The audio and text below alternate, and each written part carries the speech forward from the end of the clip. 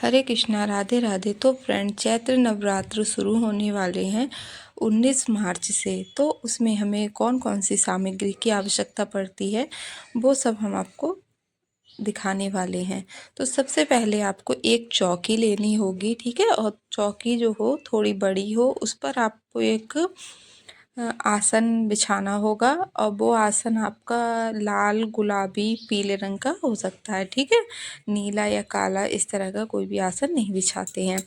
और मैंने यहाँ पर मतलब अभी आपको बड़ी वाली चौकी नहीं दिखाई है, क्योंकि मैं यहाँ पर वीडियो बना रही हूँ। इस तरह के भी आसन ले सकते हैं आप, जो मार्केट में बने हुए आते हैं, या फिर जो नीचे बिछा हुआ है उस तरह का भी आप ले सकते हैं, ठीक है। वो आप अपने हिसाब से देख लें, क्योंकि आपकी चौकी का साइज जैसा होगा आपको वैसा ही आसन लेना होगा। उसके बाद में हमें माता रानी का कोई भी विग्रह हो, फोटो हो, वो चाहिए। अगर फोटो आपके पास में मतलब पिछले साल का रखा हुआ है और नवरात्र का, तो आप वो भी ले सकते हैं। और इस तरह का भी हो सकता है जिसमें हमारी 9 देवी होती हैं, या फिर केवल दुर्गे माँ का भी हो सकता है, ठीक है। और जो शेर का मुख हो वो खुला हुआ नहीं होना चाहिए, इस बात का आपको ध्यान रखना है। और अगर आप आपके घर में माता रानी का विग्रह है वो भी ले सकते हैं, ठीक है। और गणेश भगवान आप विग्रह हो आपके पास वो भी ले सकते हैं, प्रतिमा हो वो भी ले सकते हैं, मतलब फोटो हो। और अगर नहीं भी है तो आप सुपारी पर कलावा लगाकर गणेश भगवान को मतलब विराजमान कर सकते हैं, ठीक है। फिर आपको लेनी होगी चुनरी, क्योंकि माता रानी को चुनरी उड़ानी होगी। और जो कलश पे नारियल रखते हैं ना, उस पर भी चुनरी या लाल रंग का कपड़ा लगाते हैं, ठीक है। तो इस तरह से आपको 2 चुनरी चाहिए। फिर आपको एक पात्र लेना होगा जिस पे आपको अष्टदल कमल बनाना है चावल से। उसके ऊपर आपको कलश रखना है। कलश आपका मिट्टी का भी हो सकता है, पीतल का भी हो सकता है। कलश में सुपारी और हल्दी की गांठ, ठीक है, एक सिक्का, अक्षत, रोली, फूल, ये सब डालना होता है, लौंग और इलायची। उसके ऊपर पूर्ण पात्र रखते हैं भर के, इसमें आम के पत्ते लगाते हैं और इसके ऊपर हमें नारियल रखना होता है, ठीक है। और कलश के कंठ पे मौली बांधते हैं और इस पे बनाते हैं स्वास्तिक।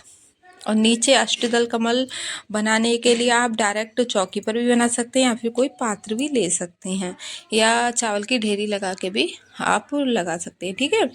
फिर आपको खेतरी बोनी होती है, मतलब ज्वारे लगाने होते हैं। आप इसमें ज्वारे भी बो सकते हैं और गेहूँ। और मिट्टी आप अच्छी जगह की ले, मिट्टी को साफ कर ले, इसको छान लें, इसमें भी कोई भी कंकड़ वगैरह ना हो।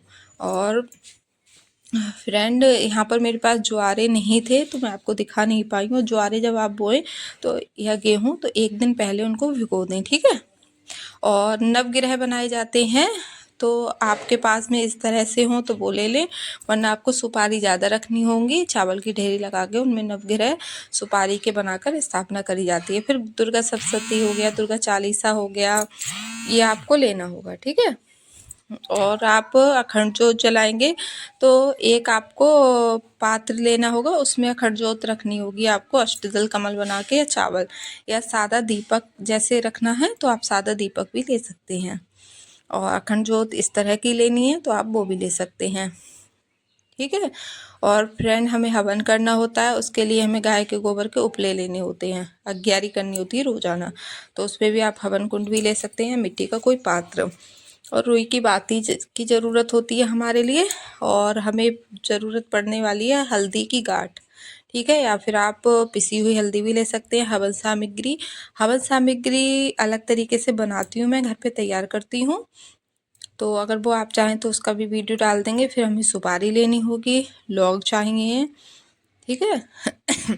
जो हमें माता रानी का भोग बतासे में लगा के भोग लगाना होता है, और माँ का प्रिय भोग है वही लौंग और बतासे का होता है, ठीक है, जो हमें पान पर रख के लगाना होता है।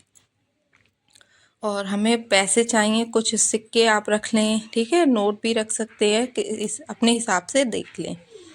और हमें सिंदूर, जो माँ के लिए लगाएंगे ना, वो अलग से सिंदूर रखना है। और कपूर चाहिए होगा, ठीक है। कपूर आप इस तरह की डिब्बी आती हैं, ऐसा भी ले सकते हैं, या फिर खुला हुआ भी। और हवन सामग्री का पैकेट ले आए, उसमें आपको इंद्र जौ हो गए, जौ हो गए, ठीक है, साटी के चावल, पंचमेवा, बूरा, कपूर, लौंग, ये सारी चीज़ें आपको डालनी होती है। और काले तिल, और यहाँ पर आपको चावल की ज़रूरत पड़नी होगी। चावल आप साफ़ करके रख लें, टूटे फूटे ना हो। और चावल थोड़ी ज़्यादा मात्रा में रखें क्योंकि आपको अष्टदल कमल बनाना होगा और कलश के ऊपर पूर्ण पात्र भर के रखना होता है, इसलिए चावल ज़्यादा लेने होते, ठीक है। और दुर्गे माँ का मंत्र जाप करने के लिए आपको माला चंदन की या फिर रुद्राक्ष की,